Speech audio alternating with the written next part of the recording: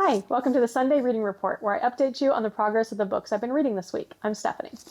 First up, we have A Walk Around the Block by Spike Carlsen. This one I read as part of my TBR Rewind series, where I'm tackling my TBR from bottom to top.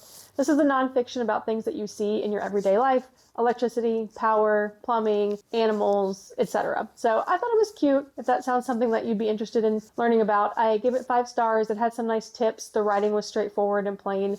He explains things very simply, doesn't get too much into the weeds about technicalities of it, so it was fun.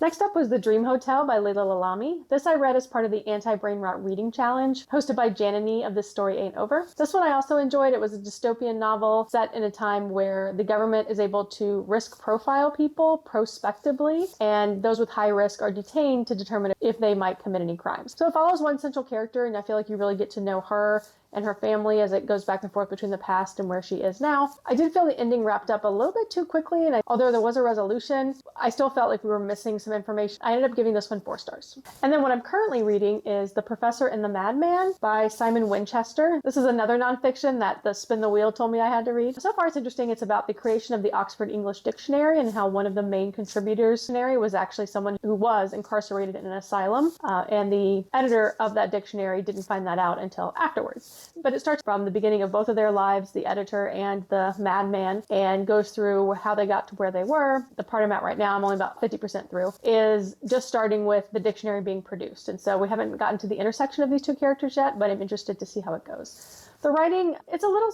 slow and dry for a nonfiction. All of the story takes place in the mid-19th century, and yet the author throws sometimes words in there like awesome, not in dialogue, but in like describing something like that was awesome. Thought that was strange. I like history, I like nonfiction, so it is a little bit on the dry side, but I will finish it.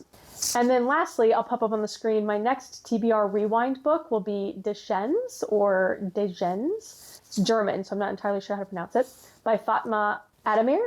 I haven't started this one yet, but my understanding is that it is about a Turkish family, the father who works in Germany for most of his life, then returns back to Turkey, and it tells the story of their family and their children and the different struggles that they have. I don't recall why this got on my list, but it is fairly highly rated, so I'm glad that it is, and I'm looking forward to reading it.